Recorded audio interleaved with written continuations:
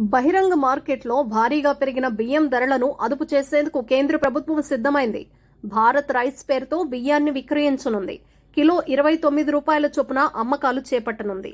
వచ్చే వారం నుంచి విక్రయాలు ప్రారంభించనున్నట్లు ఆహార మంత్రిత్వ శాఖ కార్యదర్శి సంజీవ్ చోప్రా విలేకరుల సమావేశంలో శుక్రవారం వెల్లడించారు. సినీ రచయిత చిన్ని కృష్ణ అగ్ర కథానాయకుడు చిరంజీవికి క్షమాపణలు చెప్పారు. గతంలో కొందరి ఒత్తిడి కారణంగా ఆయనపై దుర్భాషలాడినందుకు ఎంతో బాధగా ఉందని వీడియో విడుదల చేశారు. చిరంజీవి గారికి పద్మవిభూషణ్ వచ్చిందని తెలిసి ఎంతో ఆనందించానని, వాళ్ల ఇంటికి వెళ్లి ఆయనకు శుభాకాంక్షలు చెప్పానన్నారు.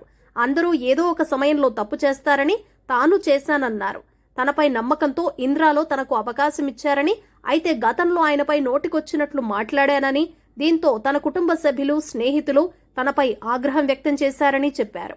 ఆ క్షణం నుంచి ప్రతిరోజు భగవంతుడి దగ్గర క్షమాపణలు కోరుతూనే ఉన్నానని అన్నారు.